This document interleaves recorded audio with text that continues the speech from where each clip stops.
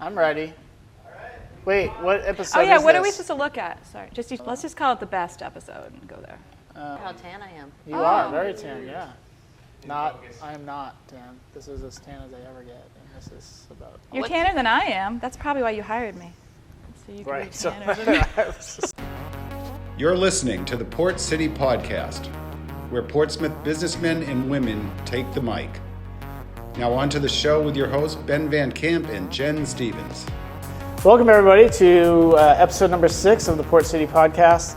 We're really excited to talk to someone new to our community today and share a little bit about what she's going to do and what she does. But first, my name is Ben Van Camp. I'm the Vice President at the Chamber Collaborative, and with Jen. I'm Jen Stevens. I'm the Digital Engagement and Events Specialist with the Chamber Collaborative. Awesome. And we're joined today by Courtney Richards, who is the new Director of Career and Technical Education at Portsmouth. Did I get that right? You got it right. At Portsmouth High School. And I think CTE for short is something of a little bit of a mystery to a lot of people and something that not many people know about. But we're delighted to kind of explore that topic this morning and kind of talk about its role in the business world and where all that kind of intersects. So why don't you give us the overview of what CTE is in general and maybe what it is here in Portsmouth specifically? Sure. Okay. So career and technical education is a great opportunity for high school age students to basically take a sequence of courses. Right now in New Hampshire, it's open to students in grades 10, 11, and 12. And those students learn technical skills, safety training, technology, and basically those skills are all in industry that are high wage, in demand, or high skill based. So we look at what the big needs are in the labor market and we try to develop programs that support the needs of the labor market. So in New Hampshire right now, computer science, health sciences, manufacturing are a huge part of what we need to support in the state. And so in Portsmouth itself, we have 7 programs, and we have automotive technology program, we have education and teacher training because you can not recruit enough quality educators today. We also have a welding program. We have a culinary arts program. Hospitality is another industry sector that is looking for support. We have architecture and building design, which supports the construction trades. So we try to hit all 5 of the large industry sectors that are most in demand in the state right now. And the students have a great opportunity as well to earn some early college credits through the programs. So most of the programs are aligned with the community college system or SNU, and they can earn up to 16 credits at a reduced cost, greatly, saving themselves money on college debt and having almost a first semester completed by the time they graduate from high school. That's awesome. So I wish more people did know about it. I'm happy that you invited me to spread the awareness because it's a great resource for students and for families. And you are brand new to Portsmouth. You're like 6 weeks on the job or something like that? Yes, about a month and a half. Yeah, awesome. So what's your background? So I tell everybody I bleed CTE. I've been in CTE for a long time. I grew up in Dover, so right next door, but I have been a CTE teacher. I was a CTE student in high school, and so my background is adult and career education. I have my master's degree in school administration and leadership, and I taught within programs in Danvers, Massachusetts. Was in Rochester at the Credo Center for 14 years, and then most recently went to Concord to work for the Bureau of Career Development at the Department of Education, and they're the federal and state pass-through agency and support for all the CTE programs across the state. So we have centers that are regional throughout New Hampshire to support the CTE education for all of our students. Great. That's cool. Can I interrupt and ask a question? That's what this works. Okay. Yeah, that's how it works. Go. So I went to Oyster River, and when I went there, all of the students who wanted to go to like beauty school or work on cars went to Dover. Did that count as CTE? So there's a tri-city agreement. Dover, Rochester, and Somersworth all have career and technical education programs, and Technically, the students from Oyster River have access to any of those programs. Legislatively, in New Hampshire, students have access to CTE. So if there aren't local programs within a high school, students should be able to go to their school counselor and just ask. Say, this is a career path that I'm interested in. Do we have CTE programming in New Hampshire that supports this career path? And if so, how do I access it? There's tuition and transportation funding for students to gain access. But Dover does have a great 3-year cosmetology program, which allows students to get in all their hours and then come out actually certified, so they can skip the post-secondary route altogether.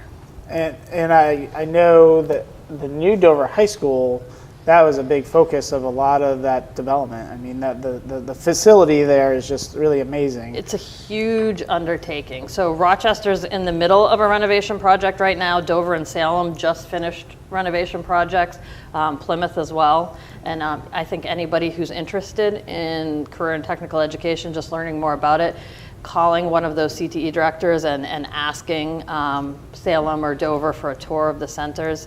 It's amazing to see what's offered to our students today that is just something that maybe 20 years ago you would have never thought of as an opportunity. Yeah. In the renovation queue at the state, Portsmouth is in the queue for 2028. So it's definitely something to think about. Yeah. So this afternoon I'm meeting with Nancy Carmer to start, talking to her about Portsmouth labor market needs. And I've met with some health science folks because we're looking at, what type of industry support does Portsmouth need, and what's the gap in coverage at the CTE center. And definitely things like health science, more access to more diverse things in the construction trades. Because we don't have, say, plumbing and HVAC and electrical as opportunities for students here. But there's certainly, if you try to schedule an electrician or a plumber for your house, what a challenge that is. But it's also something they can go through apprenticeship, avoid that huge debt load that students are facing in New Hampshire right now. And the apprenticeship program, they actually get paid by an employer while they're learning and then can walk out with a $60,000 a year paycheck. So it's definitely great to spread the awareness of all the career pathways. So I'm many years removed from high school, but there was like a stigma back then. And I think now that the stigma is kind of going away because, English major, look how much you're earning compared to me, Mr. Plumber. I also think a lot of technology has been integrated into some of the industries that people used to think of as dangerous or dirty. Yeah. So there's a lot of robotics. All of that type of implementation has really made the environments cleaner, safer, and it's really more high-tech manufacturing. So it's advanced manufacturing and like mechatronics pathways that you're looking at when you're talking about that. Mechatronics? That's cool. Oh, What's yes. that? Mechanical. So what, do you I know? think that if you talk mechatronics, you'll get different definitions from different people around the state. So I'll try to make Dan LaRochelle at MCC proud because he's been doing a lot of mechatronics work in New Hampshire, but it's a combination of like your manufacturing advanced controls and your engineering processes. So instead of 2 separate engineering courses and a manufacturing course, it's a hybrid course that makes the students, more marketable. They have a lot of technology integration. It's kind of a hybrid program that allows them to get into the industry and have a diverse set of skills that are not only technical, but technology based. And they also learn all the engineering theory and process. So awesome. So here in Portsmouth, how many students on average participate in the CTE programs each year compared to the student body? Like, what's that ratio? That's a good question. I would say, I pulled numbers this morning, that we're looking at about 1,000 students total. And then in CTE, we have elective programs and then the 2-year sequence of courses. So we have a few hundred students go through the actual 2-year programs that then can go on to be either a year 2, year 3 student or a completer. And then we have students within the elective program. So I would say around 400, which puts us around 40% of the students. That seems really healthy. Is that a normal ratio for a high school in New Hampshire? I think it varies across the state. We don't have as much influx of outside students like Dover, Somersworth, Rochester numbers would look different because it would be their high school numbers and the potential of Oyster River students, Milton students, all the regional students. So I would like to see that number increase. There are high schools in New Hampshire that have a requirement for students to be in a tech education related program so that they have that ability to explore all those career paths before they graduate. So they have 100% essentially, or close to 100% completion of CTE related coursework. Awesome. So, go ahead. Oh, well, I was just wondering if there's an elective that gets flooded. Like everyone wants to take, like where I went to college, it was wine tasting. So, Oh, well, hello. yeah. Yes. So I don't know, is there like a CTE course that? You know, the numbers are really, really good. I mean, if you look at our business entrepreneurship program, there are so many kids with so many diverse interests in career pathways that want to start their own businesses in New Hampshire. I think that that's a great thing about New Hampshire is all those startup businesses. Numbers usually are huge in the sequence of courses for business. Yeah, so okay. I want to say just for a semester, there are 94 students signed up. Great. Great. Awesome. How can industry kind of plug into this? Because I think that's something that we've talked about a couple of times is like, you know, creating some connection between the local business community and these students so that these students, you know, maybe they make a connection with an employer and maybe that's where they develop this mentorship or internship program, and maybe it keeps them from, you know, disappearing to Boston after school to chase a career path down there if they have that relationship. Dangerous territory here in Portsmouth, being so close to that Boston corridor. Right. I definitely, I could do 5 podcasts, I think, on how business can get involved in education, especially career and technical education.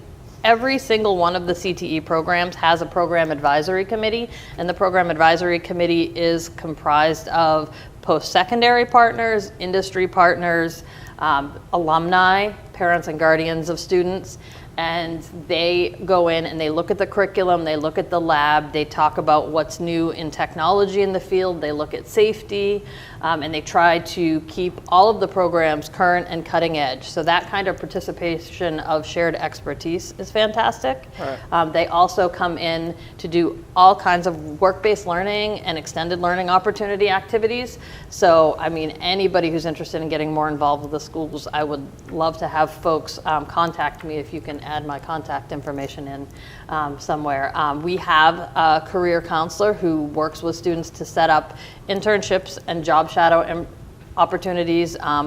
All students really work on developing a resume and cover letter and having mock interviews, industry folks to come in and run students through mock interviews so that when they're going to do an internship, they have an opportunity to, you know, experience it, learn that the interview process isn't fatal, and then reflect on how they did and build their skills. Getting the students out into business just for an industry tour or guest experts into the classroom to share their knowledge and run through specific competencies aligned to the programs. There really are, I would say, tens and tens of ways that folks can get involved, and I would be happy to talk to anybody in the community, even if it's not relative to one of our specific programs, but they feel that there's a need that, you know, we're not meeting. I would encourage folks to reach out.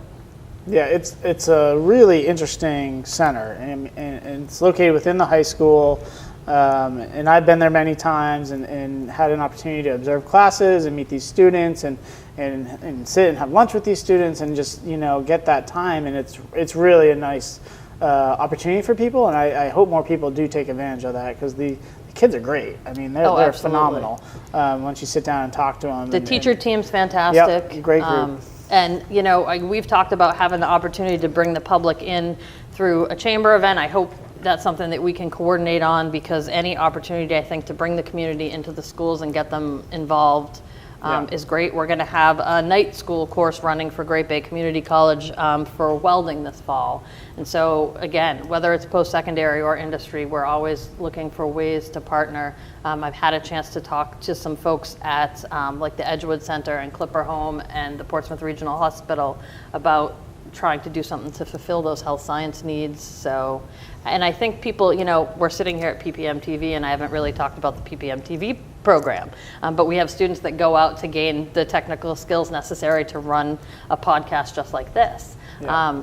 I think you've seen the product that our culinary arts students put together. It's delicious. We have students going into the community to observe young students, but also to mentor and to write lesson plans and embed lesson plans. So, we're trying to raise the next generation of auto technicians and computer scientists. Our computer science program instructor is phenomenal, and that's a fairly new program that just came online. So, what's their name?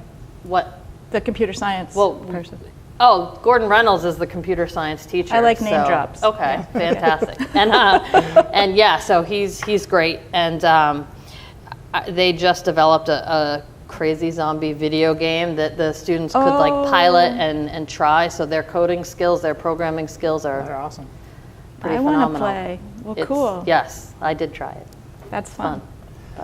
And so you've been on the job 6 weeks, totally hit the ground running, it sounds like. I was really excited because in your previous position, you went to and explored and worked with all the CTE centers around the state. So I feel like you just come with all these great knowledge, and who's doing what really well, and you can kind of cherry pick all these ideas from all these different places. So what do you see as the future? What are you hoping in 2 years from now, 3 years from now, that you can be yep, we crushed that? I definitely think one of the things that I want to do is have that pathway opportunity for students to get into nursing careers, EMT career pathways. So if we can get a health science technology pathway up and running, I think that would be fantastic.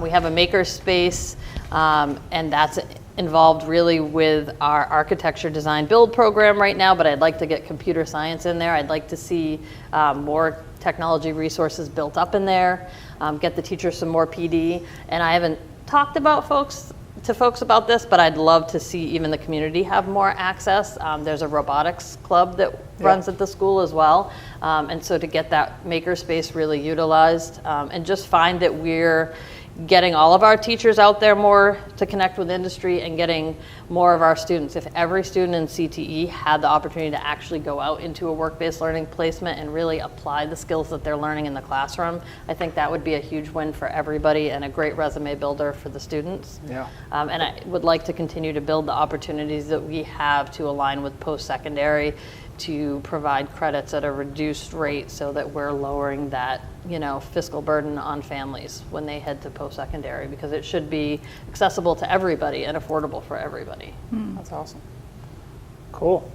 Well, we're thrilled to have you on board. Do you have any more questions? What is PD? You said you want to get sorry, professional development for teachers. So, gotcha. Do that or the police department? I thought it was the police department. I'm like, they need guarding these. We don't have a public security program either. So we well, can talk about I don't. There you go. That's another podcast. Another potential career path. So, I'm really thrilled. You said that earlier. You said that there's a lot more technology coming into all these fields, and I was just thinking about the automotive program.